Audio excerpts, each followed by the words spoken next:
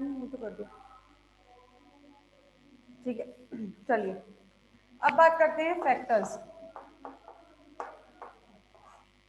ठीक है, वो फैक्टर्स जो क्या करते हैं इसके डेवलपमेंट को अफेक्ट करते हैं।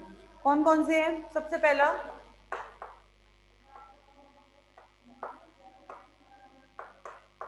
कल्चर मीडिया, ऑब्वियस बात है। सबसे इसको तो मेरे ख्याल से समझाने की जरूरत नहीं भाई, आप कौन सा मीडियम यूज कर रहे हैं, उस मीडियम में कौन सा आप रेगुलेटर यूज कर रहे हैं, आप उसमें कौन सा फैक्टर यूज कर रहे हैं, तो ये तो सबसे ज्यादा डिपेंड करेगा, करेगा कि नहीं करेगा। वैसे तो कौन सा किया जाता है, एमएस मीडिया किया जाता है। इसके अलावा एक और मीडिया है जो फॉर द पॉलन कल्चर, केवल किसके लिए? पॉलन कल्चर के लिए बोला गया था, वो है निश्ट एंड निश्ट मीडिया। ठीक है, एक और मीडिया था जो इसमें कल्चर मीडिया जिसमें बोला गया था, वो कौन सा है आपका? निश एंड निश।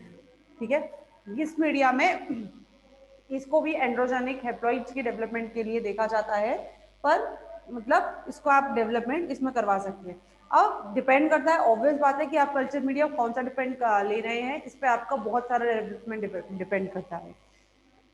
ठीक है, इसके अलावा और क्या चीज डिपेंड करती है? Hormones. Hormones is the critical factor.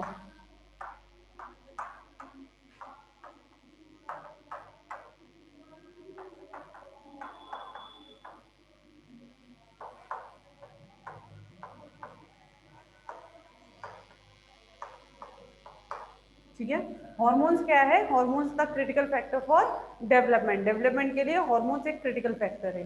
ठीक, ये बात हो गई किसकी? कल्चर मीडिया की। कल्चर मीडिया कैसे डिपेंड होता है? ठीक है, अगर मैं बात करूं तो वही सारी चीज है हॉर्मोन्स में। ऑक्सिन, ऑक्सिन क्या होना चाहिए? ज्यादा होना चाहिए। ठीक है, मोर ऑक्सिन ज्यादा होना चाहिए। और ऑक्सिन में भी कौन सा? 2,4-D, 2,4-डाइक्लोरोएसिटिक acid. ठीक है ना, 2,4-D, ये में ज्यादा होना चाहिए। ये पॉलन कैलस को आपके इंड्यूस करता है। और अगर मैं इसमें साइटोकाइनिन की बात करूं, साइटोकाइनिन, तो साइटोकाइनिन कौन सा चाहिए इसको? काइनेटिन। ठीक है, साइटोकाइनिन कौन सा होना चाहिए बच्चों? काइनेटिन। तो ऑक्सिन कौन सा? 2,4-D, ये क्या करता है? पॉलन कैलस को इंड्यूस करता है।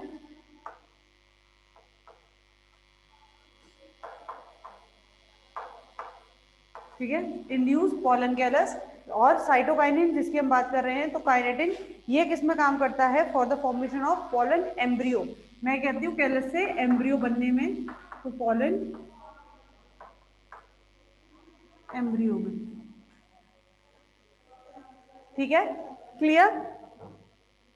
कोई डाउट नहीं? चलिए आगे दूसरा है physiological state of donor plant. सही बात है भाई, डोनर प्लांट जो आपने लिया है वो उसका फिजियोलॉजिकल स्टेट क्या है, किस उसमें है? क्यों? हम जानते हैं जैसे कि एज, अगर आपने यंग लिया है, यंग प्लांट, तो कैसा होगा डेवलपमेंट? अच्छा होगा, ऑब्वियस बात है। So good development. ठीक है, और अगर आपने कैसा लिया है? ओल्ड प्लांट लिया है, प्लांट कैसा है आपका? बुढ़ा है बेचारा, तो स्लो डेवलपमेंट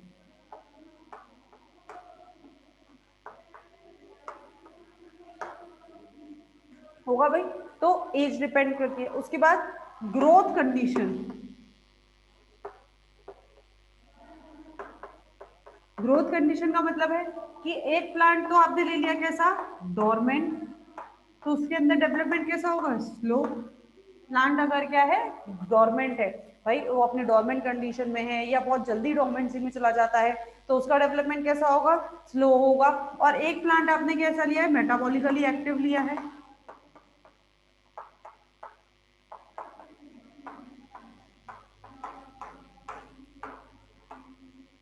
उसमें डेवलपमेंट कैसा होगा? गुड, यानी कि अच्छा। क्लियर? कोई डाउट किसी को नहीं? चलिए, ठीक है, तो ये क्या होता है? ये होता है आपकी फिजियोलॉजिकल स्टेट। क्या आपकी फिजियोलॉजिकल स्टेट होनी चाहिए? ठीक है। इसके अलावा और भी बहुत सारी चीज होती है, लाइक लाइट, प्लांट की लाइट कैसे मिल रही है, ये सारी चीजें। ये मैं प्लांट की बता रही हूँ, not the culture media. Culture media का लाइट और टेम्परेचर हम अलग बात करेंगे कि कल्चर मीडिया को हमें टेम्परेचर और लाइट कितना देना चाहिए।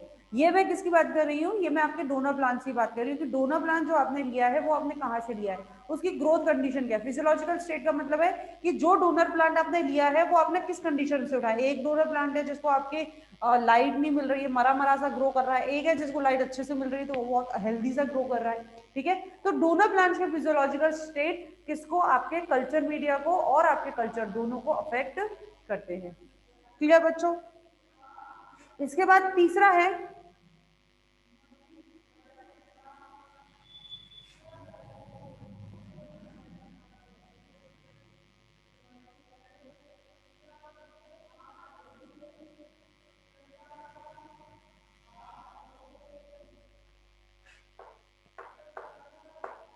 जीनोटाइप ऑफ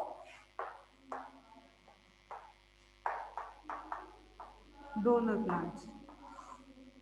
जो डोनर प्लांट्स आपने लिए हैं उसका जीनोटाइप क्या है, तो जीनोटाइप भी उसका क्या करता है, अफेक्ट करता है। क्यों, अगर मान लो कुछ प्लांट, जैसे कि मैं बात करूं निकोटियाना, तंबाकू, ठीक है, तंबाकू की जो मोस्ट ऑफ द स्पीशीज होती हैं, तंबाकू की मोस्ट ऑफ द स्पीशीज कैसी होती हैं, ये हैप्लॉइड प्लांट प्रोड्यूस कर सकती हैं। मोस्ट ऑफ द स्पीशीज कैसी होती हैं, ऐसी होती हैं जो हैप्लॉइड प्लांट्स को क्या कर सकती हैं, प्रोड्यूस कर सकती है। यानी कि इनमें हैप्लॉइड कल्चर अगर हम करते हैं, लाइक पॉलन कल्चर है, तो अगर आप पॉलन कल्चर कर रहे हैं और उसमें हैप्लॉइड प्लांट्स अगर आप प्रोड्यूस कर रहे हैं तो आसानी से क्या कर सकते हैं, उनका डेवलपमेंट हो सकता है। लेकिन इसकी ही इसी निकोटियाना की दूसरी एक स्पीशीज है,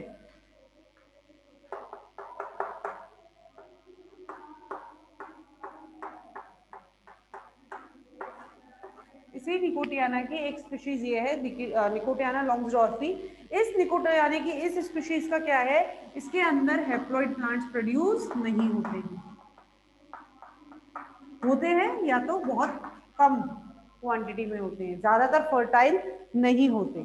ठीक है, तो इसके अंदर ज्यादातर जितने भी हैप्लॉइड प्लांट्स अगर आप प्रोड्यूस करेंगे तो वो कैसे रहेंगे, आपके स्टेराइल रहेंगे। जबकि अगर हम निकोटियाना की बाकी स्पीशीज की बात करें तो उसके अंदर हैप्लॉइड प्लांट्स कैसे रह जाते हैं बच्चों, फर्टाइल होते हैं। ठीक है, तो ये क्या है, बेसिकली ये क्या कर रहा है, आपके जीनोटाइप, जीनोटाइप ही तो वेरी कर रहा है कि अगर आपने क्या कर लिया है, ये वाला स्पीशीज ले लिया है, ये वाला जीनोटाइप ले लिया है, तो आपका जो हैप्लॉइड प्लांट है वो नहीं बनेगा, स्टेराइल होगा। और अगर आपने निकोटियाना का ये लिया है, निकोटियाना की और स्पीशीज ली है, तो उसके और हैप्लॉइड प्लांट्स कैसे रहेंगे, फर्टाइल रहेंगे। ठीक है, तो जीनोटाइप क्या हुआ, वेरी किया कि नहीं किया। और इसके अलावा और जैसे हम और भी कई कई सारे प्लांट्स हैं जिनके जीनोटाइप्स होते हैं, जैसे कि हॉर्डियम वल्गैर है, बाजरा, इसके अंदर भी होता है ये। ठीक है, इसके अंदर भी क्या रहता है, इसका जीनोटाइप वेरी कर जाता है। तो कहने का मतलब ये है कि genotype of the plant, genotype जो आपने लिया है किसका, डोनर प्लांट, जो डोनर प्लांट आप ले रहे हैं उसका जीनोटाइप किसको, ऑब्वियस बात है किसको, और भाई पॉलन को तो सबसे ज्यादा इफेक्ट करेगा। क्यों, क्योंकि वो कैसा है, पॉलन कल्चर जो आप कर रहे हैं वो कैसा है, आपका हैप्लॉइड कल्चर है। और ये बात मैंने आपको भी बताया कि हैप्लॉइड कल्चर को अगर हम कर रहे हैं तो उसके अंदर हमें उसके जीन्स ही तो है मेन। हम हैप्लॉइड कल्चर कर क्यों रहे हैं, उनके जीन्स की स्टडी करने के लिए। और अगर वो जीन्स कैसे हो जाएं, छोटे हो जाएं, स्मॉल हो जाएं, उनके अंदर कोई डिफेक्ट आ जाए या कोई भी चीज हो जाए, कोई भी चीज वेरी कर जाए, तो सबसे ज्यादा हमें उसका असर उसमें देखने को मिलता है। ठीक है, तो इसलिए तो तीसरा, genotype of the donor plant. इसके बाद फोर्थ बात करते हैं,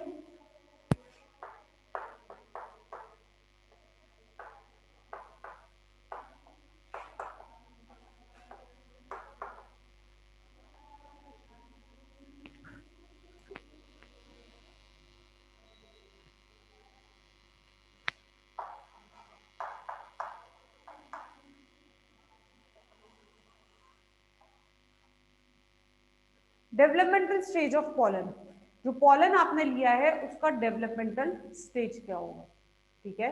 जो पॉलन आपने लिया है, जो पॉलन ग्रेन आपने लिया है, उसका डेवलपमेंटल स्टेज वो भी क्या करता है, उसका डिपेंड करता है। क्यों भाई, सीधी बात है, आपने कोई एक पॉलन ग्रेन ले लिया है, वो अपने फर्स्ट माइटोटिक स्टेज में है, किसी के अंदर तो हमें ये चाहिए होता है, यानी कि जो पॉलन ग्रेन में वो जो पॉलन ग्रेन हमने लिया है वो अपने पहले माइटोटिक स्टेज में होना चाहिए, तब उसके अंदर डेवलपमेंट अच्छा होगा। किसी के अंदर रहता है, किसी के अंदर जब वो पूरी तरह से डिवाइड हो जाते हैं, फुल डिवाइडेड, यानी कि पॉलन ग्रेन के अंदर दोनों मेल गैमीट्स भी बन चुके हैं, जब वो पूरी तरह फुल डिवाइडेड, जब 3 सेल स्टेज में वो आ जाते हैं, अगर तब उसमें तब किसी के अंदर तब पॉलन ग्रेन का डिवीजन अच्छा होता है या पॉलन ग्रेन का डेवलपमेंट अच्छा होता है, तो बेसिकली किस डेवलपमेंटल स्टेज में पॉलन मौजूद है ये वेरी करता है, तब उसमें तब हम कहते हैं कि डेवलपमेंटल स्टेज क्या होता है, इज द वेरी क्रिटिकल, ठीक है ना। Developmental stage of pollen grain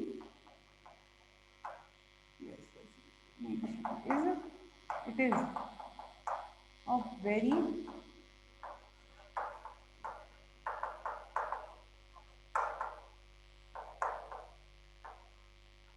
critical component. ये क्या है, बहुत क्रिटिकल कंपोनेंट होता है, ठीक है। तो फर्स्ट पॉलन ग्रेन आप यूज कर रहे हैं, आपने जो पॉलन ग्रेन लिया है वो कौन से डेवलपमेंट स्टेज में है, अपनी पहली माइटोटिक स्टेज में है, फुल डिवाइडेड है, ठीक है। तो ये सबसे ज्यादा इसमें डिपेंड करता है, वेरी क्रूशियल स्टेज होती है ये development stage of the pollen. Clear बच्चों। अगला है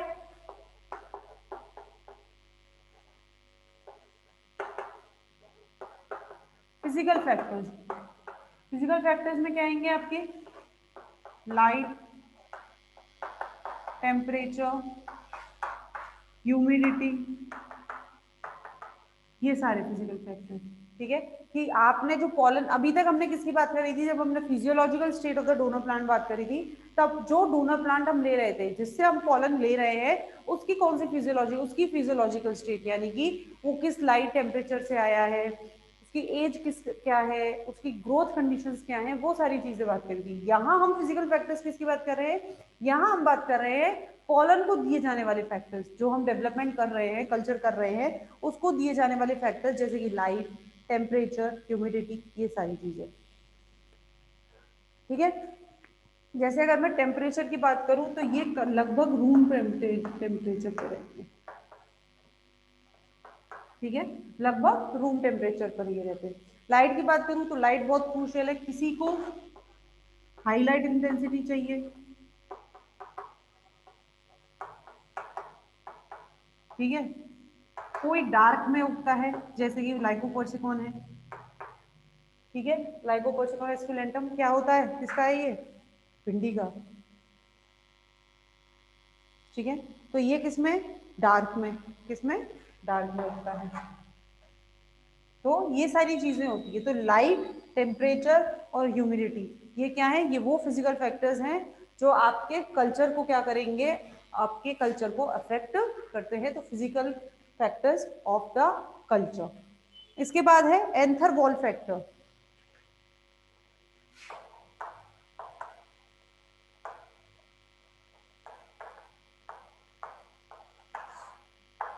anther wall factor, anther wall factor का मतलब क्या है, कि जो आपने पॉलन लिया है उसकी जिस एंथर से आपने लिया है, जिस एंथर से आपने लिया है, भाई बेसिकली इसके अंदर आप करते क्या है, आपने एक पॉलन लिया है, आपने एक एंथर लिया है,